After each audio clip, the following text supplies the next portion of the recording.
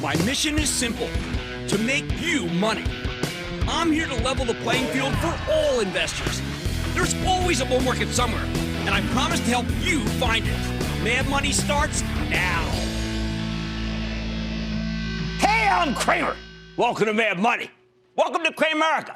Other people want to make friends. I'm just trying to make you some money. My job is not just to entertain you, but to educate and teach you. So call me at 1-800-743-CNBC or tweet me at Jim Cramer. Last night I warned you that even if the Fed gave us what we wanted today, the market still might sell off, at least in part. Sure enough, when Fed Chief Jay Powell announced a quarter-point rate cut, Wall Street's immediate reaction was pure suspicion. Oh, he doesn't have his heart in the rate cut. He's not as worried as he should be. He's being dragged, kicking and screaming to this rate cut because things are weaker overseas, not here. And that's why the averages initially got hammered. Before the market finally came to its senses later in the afternoon, Dow only closing up 36 points, S&P advancing 0.03%, NASDAQ declining just 0.11%. Look, I get it. The U.S. economy does have a lot of strength. It does. The rest of the world does have a lot of weakness. So we got what pundits were calling a hawkish cut. Oh, they're so clever, isn't it? Meaning it's the last rate cut, or maybe the penultimate rate cut. Apparently that wasn't enough for some money managers. So what do these uber bulls want that they were so disappointed midday? Well, they wanted to be surprised. They wanted Powell to tell us that he's enthusiastic about easing, and it'll find a way to strong-arm the other Fed officials who voted against the cut. In other words, the bulls wanted Bill Belichick, Fed chief, okay? Let's get this done. Do your job, chairman, who won't let up until he wins. Right on their neck, the juggler. They want Powell to say he has the president's back in the trade war, and he won't allow the economy to falter, and that he's just adjusted for his first half stumbling, and now he's got the rate cut mojo. Yeah, they were hoping for a fist-pumping Fed chief, a fire-breathing Fed chief, a chest-pumping Fed chief. Oh, I wonder, have these people ever heard Jay Powell speak? I mean, chest-pumping Fed chief. He's a straight-laced orthodox Fed chief. He's not about talking the market up. I think we're lucky that he did not go all Jim Mora and say, what's that about rate cuts? Don't talk to me about rate cuts. You kidding me? Rate cuts? I hope we can avoid a recession. So let me tell you what's really going on here. First, the Fed did cut rates because they see very little inflation and looming decline in economic growth courtesy of the trade war. That's good. After the panickers dumped the stock and you saw them, they were in there just throwing you. Steve Lease was asking questions and they're sell. Smart buyers did come in then, though, and they did pretty darn well for themselves. Second, the worry Powell expressed, well, it's real. It's not acting. I mean, the industrial economy is already slowing, and given that there'll be almost certainly be more tariffs, well, we can expect it to keep decelerating. In other words, he's not asleep at the wheel. He's not asleep at the combine. He may even be cognizant of his surroundings. Third, when the economy gets weaker, Powell will take action again. Yet that's not what the Super Bowls wanted to hear. They were hoping the Fed would take a coordinated approach with the White House in order to offset any pain from the trade war with China. They wanted preemptive action before we get more weakness. Basically, they were hoping Powell would be symmetrical. Late last year, he tightened repeatedly in order to get out ahead of the potential inflation that he saw coming no one else did. Why can't he approach rate cuts the same way? Well, let me give you another coaching lesson, this time from the late, great Denny Green. Jay Powell, he is who we thought he was.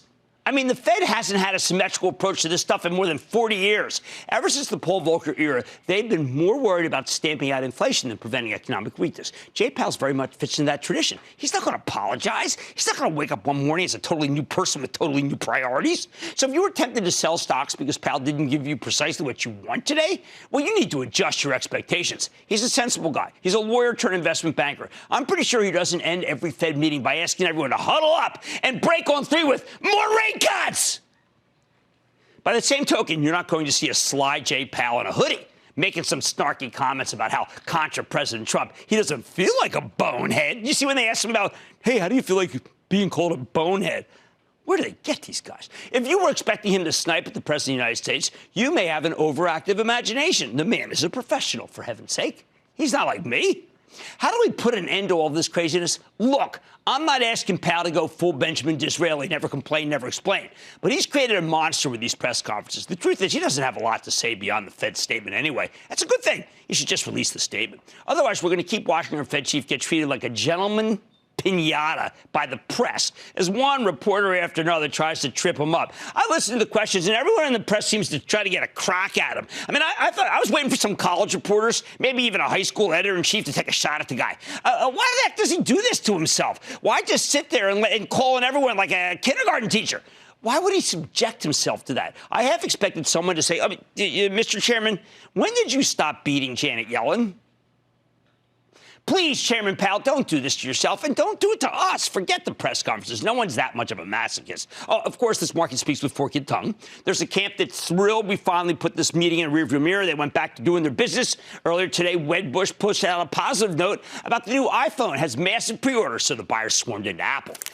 And congratulations, we've got to say to Steve Dowling, remarkable person who's helped us tremendously. 16 years as investor relations, retired today. Remarkable job. Fantastic. Through all sorts of turmoil. I wish him the best of luck. We all do. And then we also got other people buying the bank stocks because there's a chance Powell's rate cuts may put an end to this artificially inverted yield curve. And at the same time, he's committed to preventing the economy from slipping into a credit-ruining recession. Yet Powell's not planning to slam his foot on the gas pedal. He's just gently tapping it to make sure the economy doesn't slow down too much. And that works for the banks. I love a market that's led by the financials. That's a sign of health. If you only remember one thing from tonight's show, remember that the banks rallied. That's extremely positive. I think it should carry us through the rest of the week when we probably start the guessing game all over again about the recession, whatever, because Powell's not omnipotent.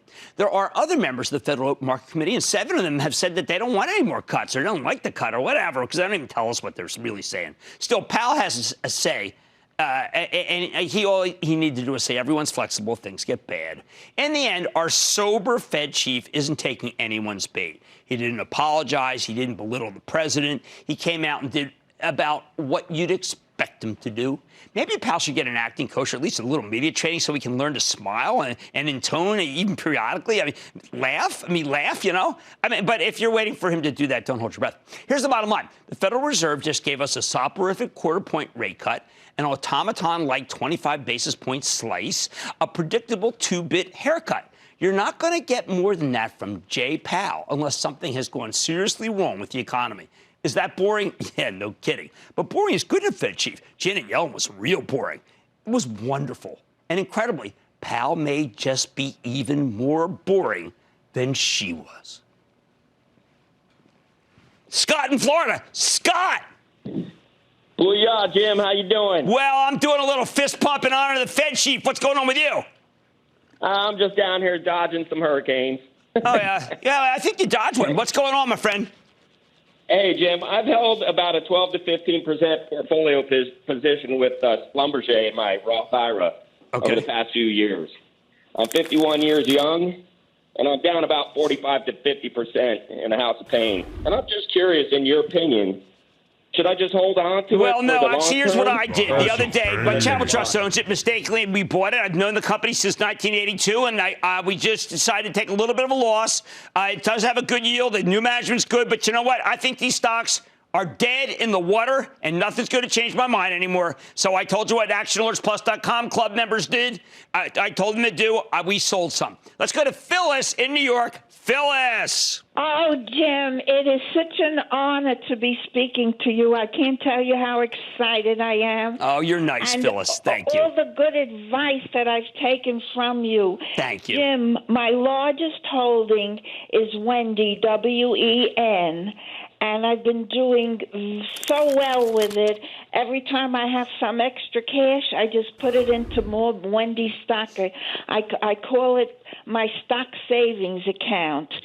And I was really thrilled when a short time ago on CNBC, they spoke of a survey that was taken to find the best fast food restaurants serving chicken. Okay. Their chicken. And I was so excited, I almost jumped through the TV. They recorded Wendy is number one, but I wasn't surprised because I'm also a customer there. Okay, well, let me tell you, I think Wendy's is a great stock with terrific management. I want you to hold on to it. Don't put all of your assets in that, but they're really great. And my wife likes the double cheese Baconator. And, you got to work out for 9 hours after you have that and take 5 Lipitor with it. It's really a great thing. John in Mississippi. John.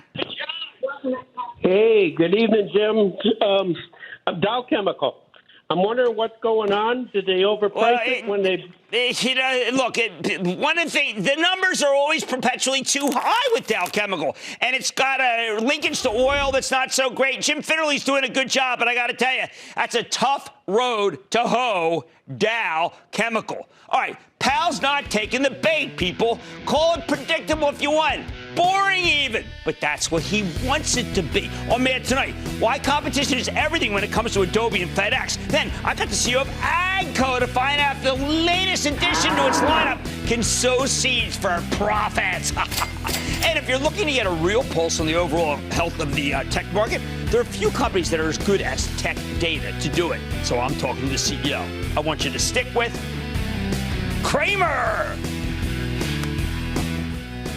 Don't miss a second of Mad Money.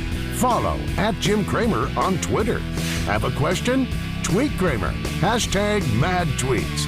Send Jim an email to madmoney@cnbc.com or give us a call at 1-800-743-CNBC. Miss something? Head to madmoney.cnbc.com.